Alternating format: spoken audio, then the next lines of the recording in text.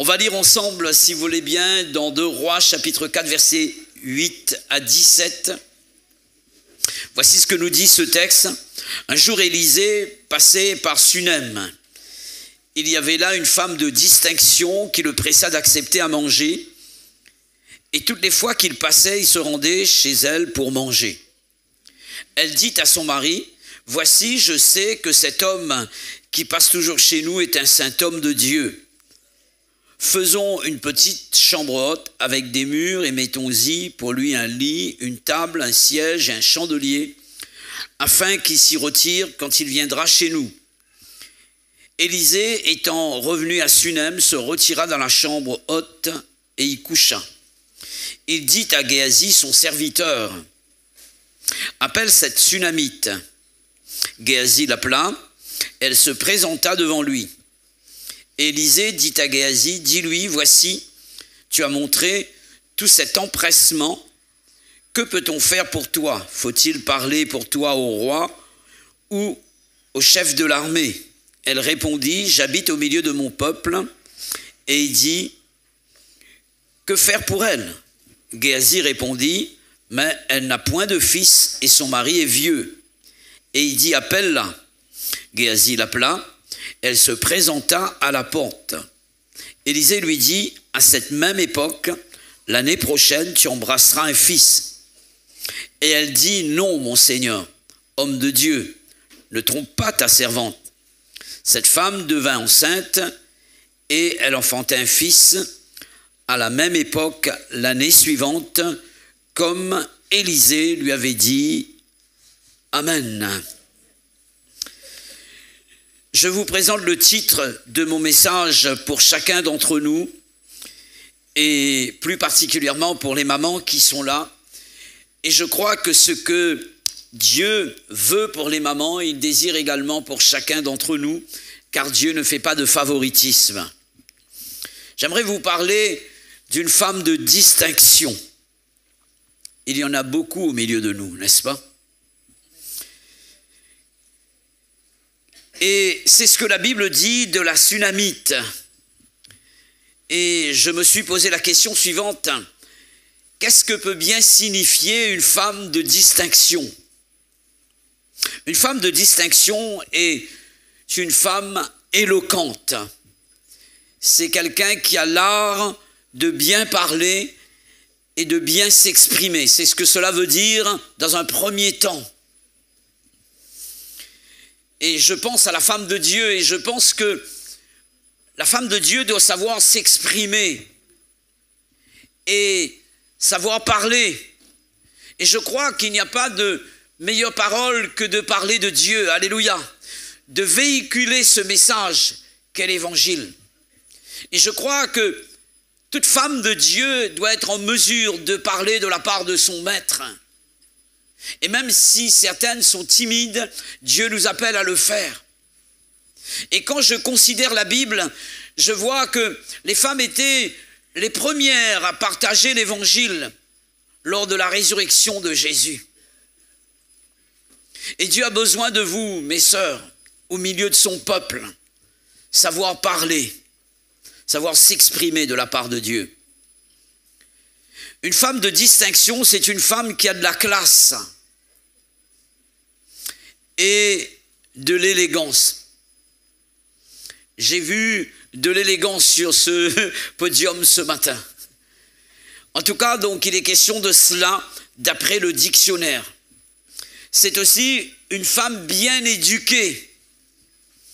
Et je crois que l'évangile fait de nous des personnes bien éduquées. Alléluia.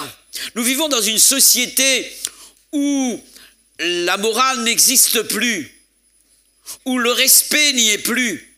Et je crois que les mamans ont ce témoignage à rendre. Des choses tout à fait bien simples. Dire bonjour à quelqu'un. Merci, s'il vous plaît, pardon.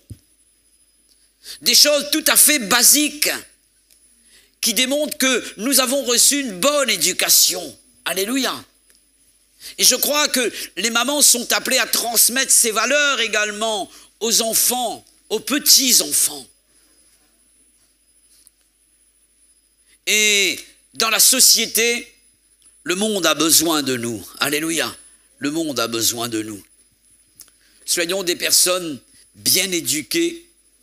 Et lorsque l'on est éduqué par le Seigneur, on est rendu capable d'éduquer les autres également. Alléluia. Une femme de distinction peut être une femme riche. C'est ce que cela signifie également. Peut-être quelqu'un me dira, mais frère Clément, je n'ai pas un sou sur mon compte, mais j'aimerais te rappeler que tu es riche de Dieu. Alléluia. Tu es riche de Dieu. Et lorsque nous avons reçu Jésus dans notre cœur, nous sommes les personnes les plus riches de la terre. Nous avons le ciel dans notre vie. Alléluia. Nous avons le salut, et le salut ne s'achète pas à prix d'argent. Il a fallu que quelqu'un paye à notre place, mais ça a été le prix du précieux sang de Jésus. Et cela nous montre et nous prouve que nous sommes des personnes riches de Dieu. Alléluia. La Sulamite devait certainement avoir ces qualités que je viens de citer ici. Mais on va apporter une définition de la femme de distinction d'après l'étymologie du mot distinction lui-même. Il s'agit de se distinguer, comme son nom l'indique, d'être reconnu différent par rapport aux autres. Et je parle de cette différence dans le bon sens du terme. La maman chrétienne, la femme chrétienne, l'enfant de Dieu doit être différent des autres. Alors la question que l'on pourrait se poser de cette femme, en quoi se faisait-elle distinguer? J'aimerais considérer quelques points avec vous en répondant à cette question. Premièrement, elle était une femme hospitalière, sachant accueillir. Et je crois que c'est un art d'accueillir les gens, n'est-ce pas? C'est pas donné à tout le monde, hein?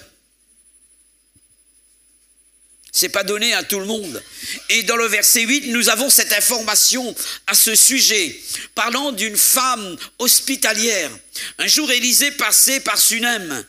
Il y avait là une femme de distinction qui le pressa d'accepter à manger, et toutes les fois qu'il passait, il se rendait chez elle pour manger. Amen. La Bible nous dit que cette femme de distinction pressait Élisée d'accepter à manger. Si elle le pressait d'accepter à manger, cela sous-entend que Élisée ne venait pas pour manger. Vous comprenez? Il ne venait pas pour cela. Certainement, les visites que faisait Élisée étaient des visites fraternelles, ayant pour but le spirituel.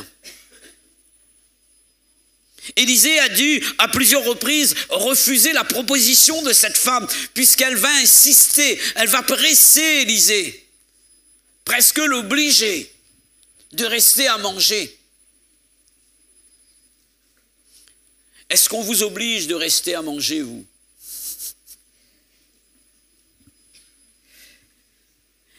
Elle a insisté, pour ne pas dire qu'elle a persévéré.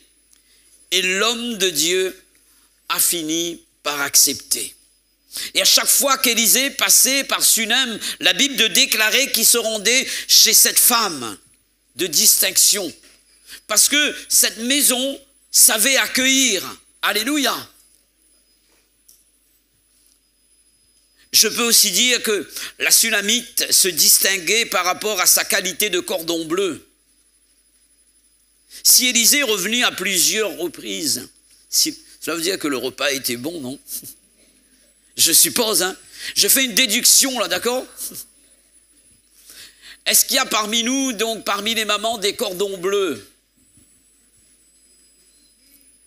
Peut-être ce sont les maris qui ont pris le relais, non? En tout cas, cette femme savait bien cuisiner, je pense, hein, puisque Élisée est revenu. Il n'est pas parti ailleurs, et il revenait. Si accueillir est un art, savoir cuisiner en est un également. Et je n'ai pas cet art-là. Par contre, on peut faire un rapprochement dans le domaine spirituel, d'accord? Là, il est question de moi, je prêche pour moi maintenant, d'accord? Savoir cuisiner pour donner à manger aux autres d'une manière spirituelle. Alléluia. Le savons-nous? Je n'en doute pas, il y a des mamans qui sont des cordons bleus au milieu de nous. Mais qu'en est-il dans le domaine spirituel? Savez-vous apporter de la bonne cuisine aux membres de votre famille, aux enfants? Je parle de la partie spirituelle, je parle de transmettre le message. Et préparer de quoi manger et de la bonne nourriture spirituelle pour les membres de votre famille. Et je crois que ce qui a fait mon salut, c'est Jésus en premier. Mais j'ai vu dans ma maison une maman qui savait prier, qui savait exhorter ses enfants, apporter des conseils aux enfants. Et je crois que c'est une grande responsabilité pour la maman également. Alléluia. Savoir cuisiner spirituellement pour pouvoir donner un bon repas spirituel aux enfants. Si vous ne faites pas, si nous ne faisons pas, le monde va le faire pour nous. Et nous savons ce qui se passe dans ce monde, avec toutes les valeurs qui sont chavirées, chamboulées. Nous avons besoin de reprendre le relais et la famille a un grand rôle à jouer dans la société. Alléluia. Cela commence dans le foyer. Cela commence dans le foyer. Est-ce que pour nous l'accueil a de l'importance? Est-ce que vous aimez être bien accueillis, vous? Est-ce que vous aimez accueillir aussi les personnes? Que nous dit l'Écriture à ce sujet? Dans Hébreux chapitre 13, versets 1 à 2, il est dit « Persévérez dans l'amour fraternel ». Et il est ajouté cette parole en rapport avec l'hospitalité. Et au départ, il est question de l'amour. Persévérez dans l'amour fraternel. Mais parce que vous avez de l'amour, n'oubliez pas l'hospitalité. Car en l'exerçant, quelques-uns ont logé des anges sans le savoir. Depuis que je suis chrétien et marié, mon épouse et moi avons hébergé 3 fois différentes personnes chez nous. Et nous l'avons fait avec joie, nous n'avons pas regretté. Et Dieu nous a bénis en retour. Alléluia. Dieu nous a bénis en retour. J'aimerais voir avec vous ce que Jésus dit à ce sujet dans Matthieu, chapitre 25, versets 34 à 40.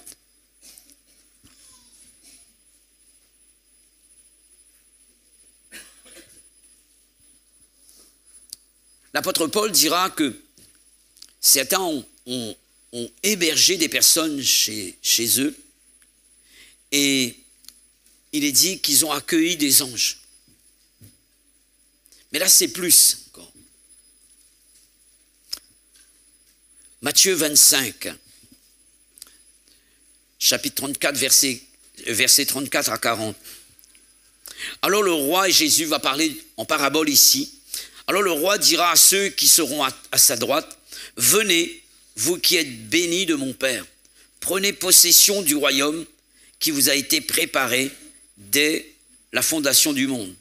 Car j'ai eu faim et vous m'avez donné à manger. J'ai eu soif et vous m'avez donné à boire.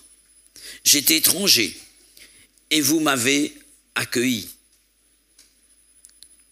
J'étais nu et vous m'avez vêtu. J'étais malade et vous m'avez visité. J'étais en prison et vous êtes venus vers moi.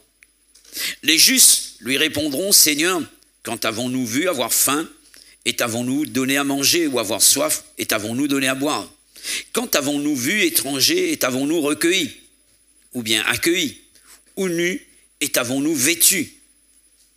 Quand avons-nous vu malade et en prison et sommes-nous allés vers toi? Et le roi leur répondit, je vous le dis, en vérité, toutes les fois que vous avez fait ces choses à l'un de ces plus petits de mes frères, c'est à moi que vous les avez faites. Amen. Qui est ce roi? C'est Jésus. Et en accueillant des personnes, en exerçant l'hospitalité, nous pouvons accueillir des anges, Mais là, il est question de Jésus. Amen. C'est comme si que nous avons accueilli Jésus lui-même. Exercer l'hospitalité chez nous, c'est une bonne chose. Mais je pense que l'Église également doit être une Église hospitalière. Savoir accueillir les gens est important, n'est-ce pas? Et je m'adresse au service d'accueil, mais aussi à chacun d'entre nous. Comment accueillons-nous les gens qui sont nouveaux au milieu de nous? Est-ce que ces personnes ont envie de revenir par rapport à l'accueil qui leur a été accordé? Est-ce que nous avons été à la hauteur? Et l'accueil fait partie de l'amour, comme nous l'avons lu dans l'Épître aux Hébreux, chapitre 13. Si je ne sais pas accueillir, cela veut dire que quelque part, j'ai un défaut à la cuirasse au niveau de l'amour. Et je dois reconsidérer cela. Savoir accueillir les gens au milieu de l'Église, notre manière d'être vis-à-vis de ces personnes, notre manière de faire, de nous comporter. Nous pouvons faire fuir quelqu'un, une personne nouvelle, par nos propos, par notre manière de nous exprimer. Et c'est pourquoi donc il est parlé d'une femme de distinction qui sait s'exprimer, qui sait parler aux gens, qui ne fait pas fuir les personnes. Et l'Église est appelée à ce travail-là également, mes frères et sœurs. Alors je me suis posé la question également. Est-ce que le lieu où l'on accueille les gens est également important? Dans quelles conditions accueillons-nous les personnes? Et je crois que nos lieux de culte doivent être propres pour accueillir les gens. Et je remercie le Seigneur pour les personnes qui travaillent dans l'ombre et qui s'occupent du nettoyage de la salle, de la cour, etc. Ceux qui font les travaux, ceux qui donnent de tout leur cœur et de tout leur effort pour permettre que l'accueil soit un accueil chaleureux, que chacun se sente à l'aise ici. Et nous travaillons à cela également. Ça fait partie du travail pour le royaume de Dieu. Peut-être que certains ne voient pas cela. Nous sommes bien accueillis dans des bureaux, dans certains lieux publics. Et je crois que dans une salle de culte, la personne doit se sentir accueillie également. Alléluia.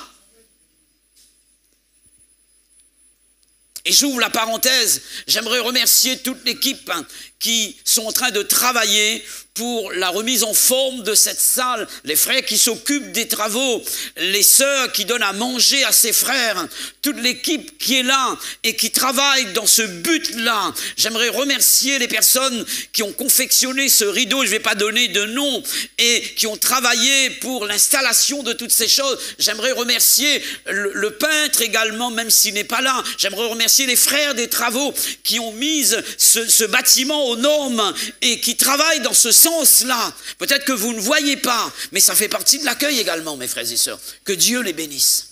Que Dieu les bénisse. Se distinguer dans ce domaine. Savoir accueillir les gens par un service bien fait également. Amen. Nous devons, dans tout notre service, exceller, de façon que les personnes se sentent à l'aise lorsqu'elles arrivent ici. Alléluia. Et nous devons comprendre cela et y veiller à cela. Dieu est un Dieu perfectionniste. Alléluia. Et nous devons être comme notre Père Céleste, parce que la Bible dit, soyons parfaits comme notre Père Céleste est parfait. Alléluia. Il y a toujours des progrès à faire. Se distinguer. On parle de l'accueil, là, d'accord? En quoi la Sunamite se faisait-elle distinguer? Elle avait du discernement, vous avez remarqué?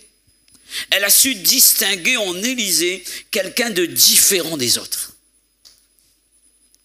Voici la remarque qu'elle a faite à son mari concernant Élisée. Verset 9. Voici cet homme qui passe chez nous est un saint homme de Dieu. Amen. Elle n'a pas dit c'est un homme de Dieu, c'est un saint homme de Dieu.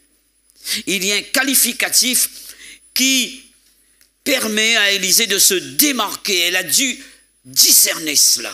Alléluia. On peut dire qu'elle a su reconnaître le vrai du faux. Amen. Je parle du serviteur.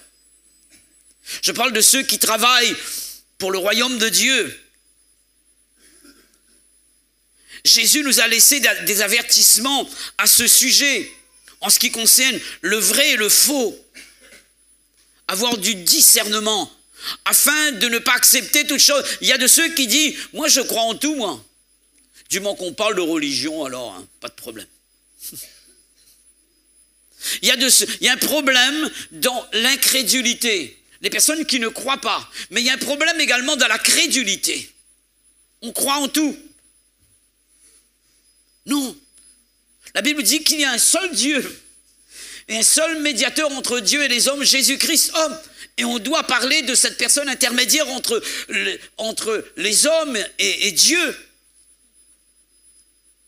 Moi, quand on me parle, on me demande quelle est la différence entre vous et les autres religions. Je ne suis pas là pour descendre les religions. Je dis ce que la Bible dit. Je dis, nous prêchons une seule personne intermédiaire, ce que la Bible dit, entre Dieu et les hommes, Jésus-Christ. C'est tout. On n'est pas là pour faire de guerre de religion, mais on est là pour parler de Dieu, pour parler de la vérité. Alléluia. Et le vrai serviteur, la vraie servante est celui qui dit et celle qui dit la vérité. Amen. Ce que cette personne dit se réalise. Et c'est ce que la femme la veuve de Sarepta a pu dire d'Élie. Je reconnais que cet homme est un homme de Dieu parce que ce qui sort de sa bouche se réalise. C'est la vérité. Alléluia. C'est la vérité. Ça vient de Dieu. Je lis avec vous dans Matthieu, chapitre 7, versets 15 à 17, s'il vous plaît. À 16, pardon. Ce que Jésus a pu dire du vrai et du faux. Matthieu chapitre 7, versets 15 à 16. Gardez-vous des faux prophètes. Ils viennent à vous en vêtements de brebis, mais au-dedans, ce sont des loups ravisseurs. Vous les reconnaîtrez à leurs fruits. Cueille-t-on des raisins sur des épines ou des figues sur des chardons? Donc, comment reconnaître le vrai du faux? Par rapport aux fruits. Amen. Par rapport aux fruits. Vous avez déjà cueilli un longanier sur un etchibou? Ou bien une margoze sur un litchi? C'est pas pareil, hein? En fait, on reconnaît le serviteur par le fruit qu'il va porter. Alléluia. Et ici, Jésus parle de faux prophètes ici, d'accord? L'apôtre Paul a parlé à Timothée de faux docteurs. Et il dira que viendra un temps où les gens ne supporteront plus la saine doctrine, ayant la démangeaison d'entendre des choses agréables, des fables, se donneront une foule de docteurs. En fait, on va choisir son prédicateur. On va choisir son apôtre, son docteur, son enseignement soi-même. Alors, qu'est-ce qu'on fait? Comme un consommateur, on appuie sur un bouton et ça sort une boisson fraîche, une canette, ou bien ça sort des bonbons. Et c'est pareil maintenant, on appuie sur des boutons et ça sort des prédications et des prédicateurs qui correspondent à ce que nous voulons. Vous comprenez? Ah, ça parle de censure, ça me reprend. Et l'apôtre Paul dira à Timothée, il est dit, reprends, censure, exhorte. Et les prédications qui nous reprennent, on les aime pas. Alors on zappe et on court pour dire, ah là c'est la grâce. Là. Comment réussir sa vie? Comment être vainqueur? Comment être fort pour chasser? Ça c'est bon pour chasser les démons. Mais quand ça nous reprend et quand ça va pas dans le sens du poil, alors on n'accepte pas. On n'accepte pas. Et nous vivons dans cette société-là, où les gens sont appelés à choisir eux-mêmes et non pas laisser quelqu'un choisir à leur place. Dieu nous propose des choix à lui, alléluia, et qui sont des bons choix. Que Dieu nous aide. Vous avez remarqué parmi les 7 églises d'Asie mineure, d'Asie, dans le livre de l'Apocalypse, Jésus et le Saint-Esprit ont repris 5 églises. Et son message, c'était de reproche. Ce que j'ai contre toi. Et le Saint-Esprit est d'accord. Jésus disait cela. Et la Bible dit, voici ce que l'Esprit dit aux églises. L'Esprit est d'accord avec ce que Jésus dit. Et Jésus est d'accord avec ce que l'Esprit dit. Pour dire que les deux marchent ensemble. Alléluia. Je ne peux pas dire que je suis inspiré si je ne suis pas d'accord avec la parole. C'est important cela. Les deux marchent ensemble. Et nous avons besoin des messages d'exhortation. Nous avons besoin de messages d'encouragement. Nous avons besoin de l'enseignement. Nous avons besoin de connaître la doctrine. Mais nous avons besoin que Dieu nous reprenne également, que Dieu nous montre la voie que nous devons suivre si nous sommes sur une mauvaise voie, d'être repris par Dieu. Et cela fait partie de la prédication, alléluia, et du message. En tout cas, cette femme savait discerner le vrai du faux. Alléluia. En quoi la Sunamite se faisait d'elle distinguer? Elle ne décidait pas seule dans le foyer. Ça, c'est une autre paire de manches. Est-ce que dans le couple, c'est toi qui décides tout le temps? Quelqu'un disait, chez moi, c'est un homme, j'ai tout le temps le dernier mot. Parce qu'à chaque fois que ma femme a parlé, je dis oui. Donc c'est lui qui a le dernier mot. Ou inversement. Ou inversement. Est-ce que cette femme était ce genre de femme qui décidait d'elle-même? Même si la chose venait de Dieu, elle avait un projet là. Et Dieu a placé cela dans son cœur pour l'homme de Dieu. Ça venait de Dieu, n'est-ce pas? Mais elle a consulté son mari. Dieu va lui dire, tu vas construire pour Élisée une petite chambre haute avec des murs. Tu vas mettre une table et aussi une chaise et un chandelier, un lit. Et à chaque fois qu'il passe chez toi, il pourra se retirer pour se reposer. Et qu'est-ce qu'elle va faire? Elle va décider, elle va appeler le maçon pour dire, tu vas me faire une chambre haute là, et voilà, donc elle va appeler donc la personne qui s'occupe du mobilier pour dire, le magasin, voilà, il me faut tel... Non, non, pas du tout. Voici ce que la Bible dit, on va lire ensemble, verset 10. Elle va consulter son mari. D'accord? Et je reviens à mon texte. 1 Roi chapitre 4. Verset 10. Non pas, je ferai une chambre haute avec des murs. J'y mettrai. Non. C'est à la première personne du pluriel. Amen. C'est avec son mari qu'elle a décidé. Faisons une petite chambre haute avec des murs et mettons-y pour lui un lit, une table, un siège et un chandelier, afin qu'il s'y retire quand il viendra chez nous. Alléluia. Elle a consulté son mari. C'est aussi une preuve d'amour dans le couple, mes frères et sœurs, n'est-ce pas? Savoir ce que pense l'autre, s'il est d'accord ou non. Et il y a des personnes qui décident de tout dans le foyer. Peut-être qu'il y a des exceptions, à moins que l'autre soit quelqu'un qui a deux tensions, qui ne bouge pas, qui ne fait pas grand-chose, obligé de booster des fois.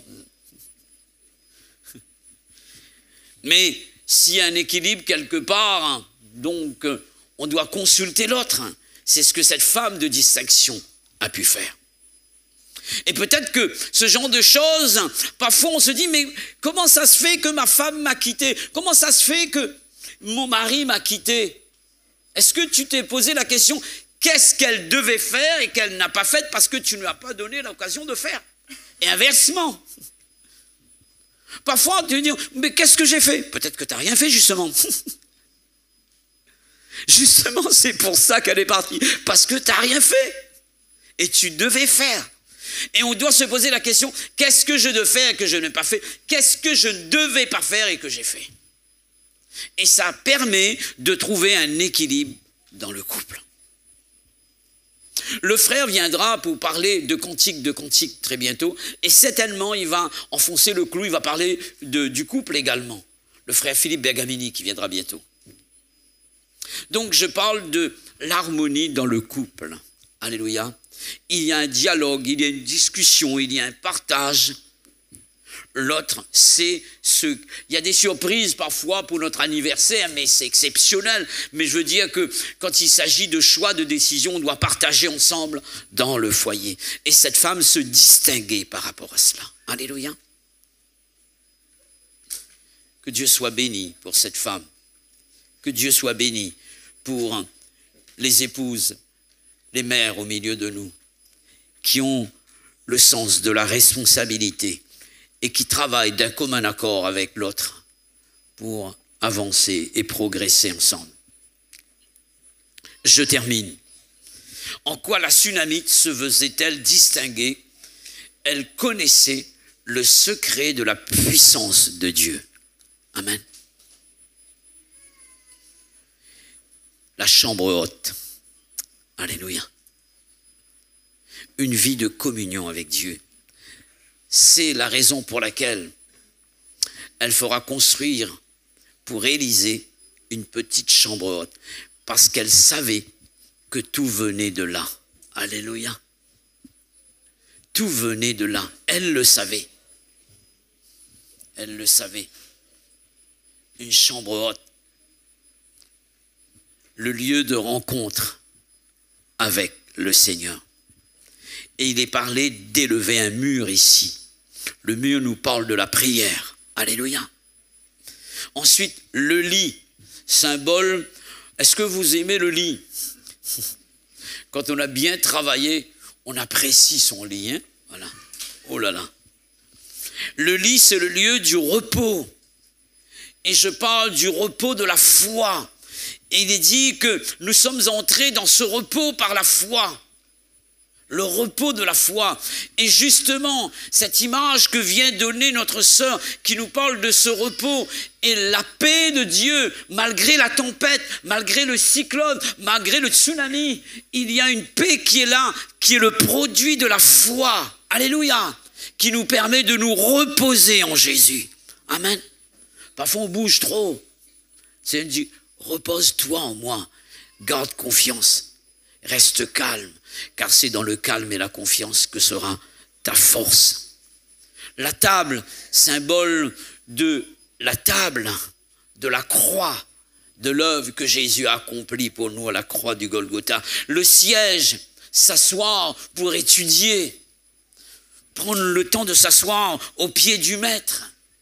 Le chandelier, la lumière du Saint-Esprit pour nous éclairer et nous faire comprendre les choses de Dieu. Tout était là, dans la chambre haute. Et nous comprenons le résultat. C'est de la chambre haute qu'est venue la parole de sagesse pour la Sunamite. Versets 15 à 17, elle va dire, Élisée va dire à cette personne, l'année prochaine, tu enfanteras un fils. Et c'est à partir de la chambre haute là que venu le don spirituel, qu'il a reçu la parole de sagesse. Et vous savez ce qui s'est passé. Je vous passe l'histoire pour terminer. Pour dire qu'à un moment donné, l'enfant est tombé malade, il a eu mal à la tête. Et il était avec son père en train de travailler et le père va renvoyer l'enfant chez la mère qui va faire appel à l'homme de Dieu. Elle est partie chercher l'homme de Dieu. Et entre-temps, l'enfant est décédé. Et où est-ce qu'a eu lieu le miracle de la résurrection, mes frères et sœurs? Dans la chambre haute. Alléluia. Dans la chambre haute. Élisée va prier pour cet enfant et il va rendre l'enfant vivant à cette personne. Dans quel endroit? Je parle de la chambre haute. Alors je termine par cette pensée. Avons-nous notre chambre haute, c'est-à-dire notre temps de communion intense avec Dieu qui fera toute la différence et qui nous permettra de nous distinguer par rapport aux autres? Lorsque la mort est là, lorsque le problème est là, lorsque la difficulté est là, notre chambre haute est là et le résultat de Dieu est là. Alléluia. Que Dieu nous aide, mes frères et sœurs, à être des chrétiens de distinction. Que Dieu fasse de nos épouses des femmes de distinction. Que Dieu fasse de notre famille une famille de distinction par rapport à la société dans laquelle nous vivons. Que Dieu fasse de cette église de Saint-Pierre une église de distinction. Alléluia. Que Dieu soit béni. Que Dieu soit béni. C'est ma prière pour nous ce matin. Recueillons-nous un moment et prions le Seigneur. Alléluia. Gloire au Seigneur Jésus. Alléluia, gloire au Seigneur Jésus. Seigneur, merci pour ta merveilleuse parole. Merci d'avoir parlé par la parole ce matin. Et quoi de plus normal que quelqu'un parle par sa parole? Et tu l'as fait ce matin. Merci de nous aider à nous distinguer, Seigneur, par rapport aux autres. Et nous voulons prier pour qu'il en soit ainsi. Seigneur, étends tes mains ce matin. Et accorde la grâce à ton Église, accorde la grâce à chaque enfant de Dieu, accorde la grâce à chaque épouse, à chaque époux, accorde la grâce aux enfants, aux adolescents, aux pré-ados, aux jeunes, aux personnes âgées que nous sommes. Seigneur, je prie pour que l'Esprit de Dieu descende sur nous, que nous soyons différents des autres, que nous soyons des personnes de distinction, Jésus. Seigneur, nous voulons compter sur toi. Nous voulons bénir ton nom, nous voulons te rendre grâce et te remercier pour tout ce que tu fais. À toi la gloire, notre Père, dans le nom de Jésus. Alléluia, alléluia.